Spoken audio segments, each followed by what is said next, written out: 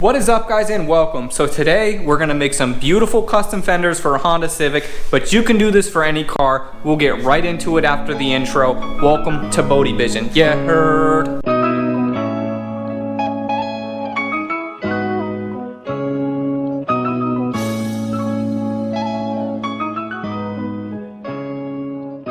Alright guys, so here I have my Civic fender. So my goal is to kind of make this like a Jay's Racing style. That's what my client wanted. And before I get into this, I understand that this has been done before. I understand that your boy has done this over in New York, so you don't gotta tag him because he's already done it. I don't care. This is gonna be the way that I'm gonna do it. And you can do it too if you want to, because it's not all a competition. But anyways, I digress. So what I'm gonna do is I'm gonna mark off my lines. I'm gonna see where I wanna make that cut. So what I'm gonna use is I'm gonna use this body line right here, and then I'm gonna make sure that my across lines are parallel with this one, and then that's gonna make a nice triangle right here. So that's what I'm gonna do. I'm gonna map it out where I wanna make my cuts.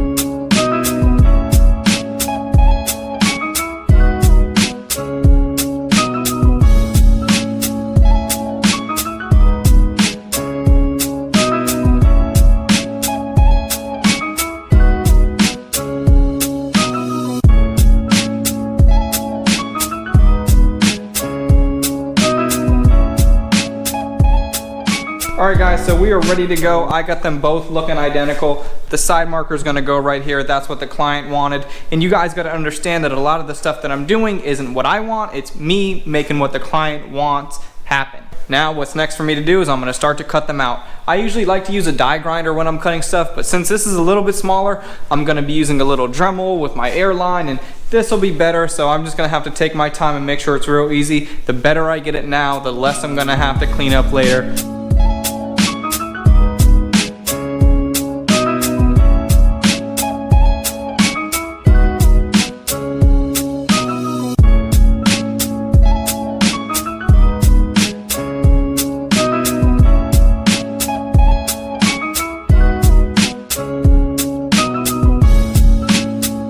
So now I need to make sure that my side markers can be installed correctly. So the way that I'm gonna do that is I printed out this little template, and that's gonna make sure they're installed properly, perfectly, OEM style.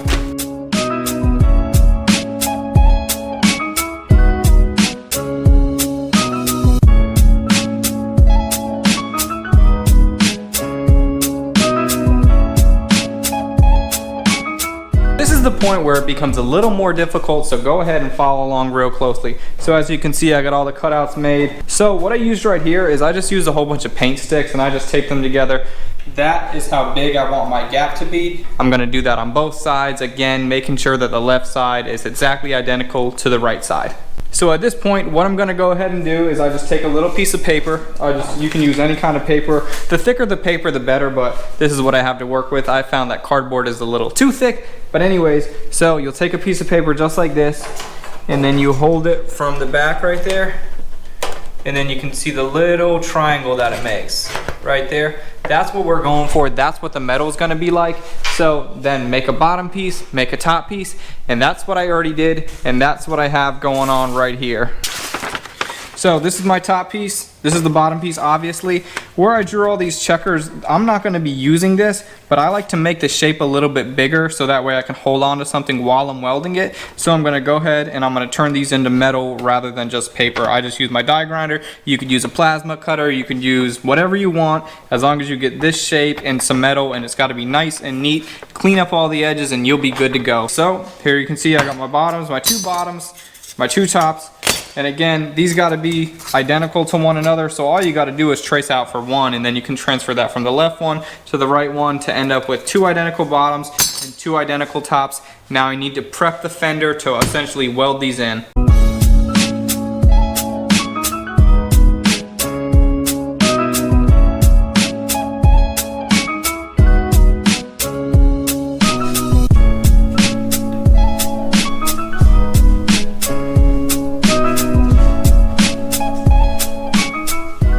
At this point, they are good to go. As you can see right here, here's the triangles that we cut out. There's the top one, there's a bottom one, and I also made this little filler cap that you can see over here, which I welded it in right there.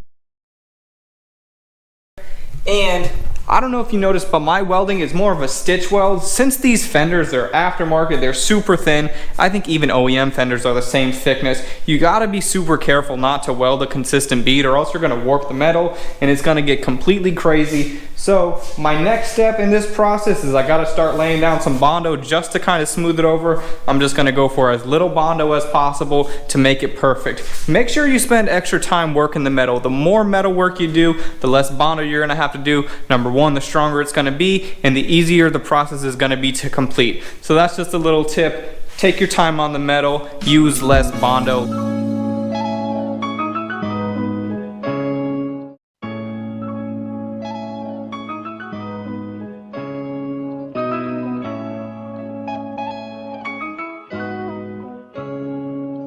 Alrighty, so probably 90% of this Bondo I'll be sanding off, but what I like to do is I like to always put a little more, and then I know that by the time I shave it all down, I could just be at a good level rather than mixing a little bit, spreading a little bit, needing more. I like to overshoot my Bondo a little bit before I'm blocking it, so that way when I'm blocking it, I can make sure that it's all good and ready to rock.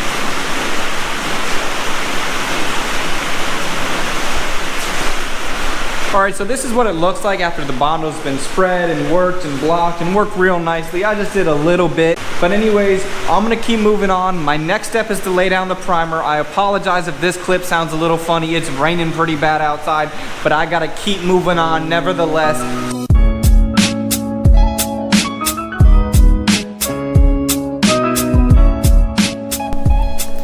So now the primer's laid down, it's the next day, it's had plenty of time to dry, so I'm gonna go ahead and sand this to make sure that it's perfect and ready to go for the base coat. I really like the primer stage because this really shows you where any imperfections are. It becomes all one nice color, and so you can see how well you did the body work or how poorly you did the body work. So laying down the primer is definitely a great benchmark to get to when you're doing a project like this. Like I said, it shows you where you're at. So I'm just gonna go ahead and scuff this down with 800, make sure it's completely consistent and smooth, and then lay down that base coat.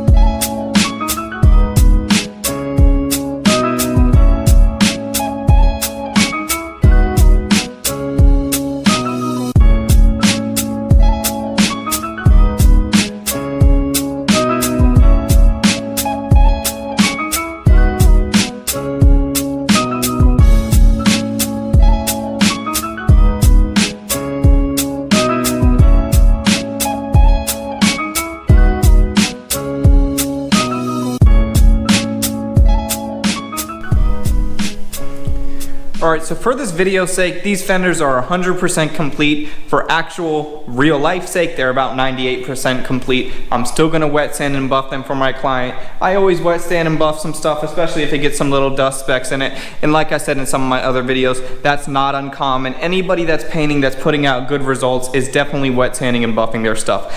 But anyways guys, so subscribe if you want to see these actually mounted on the car. I'll have that in an upcoming video. I'm probably going to sit down with the owner of this beautiful Red EK coupe after these are mounted and the side markers will be on, and you'll see them 100% complete in an upcoming video. So subscribe if you want to see that. But for the sake of this video, we are good to go. We are done. Thank you so much for watching, guys. Like this video, comment if you had any questions about the process, or if you want me to make some of these Fenders for you, go to my Instagram. It's just Bodevision, BODEVISION, and subscribe to me over there. Shoot me a message if you want me to make some of these for you. They're gonna cost right around, I'll send you a message and we'll talk about your particular car. If your stuff is messed up, prices may vary. But anyways guys, like this video, comment, subscribe, do all the stuff. You know what it is, YouTube. I'm out.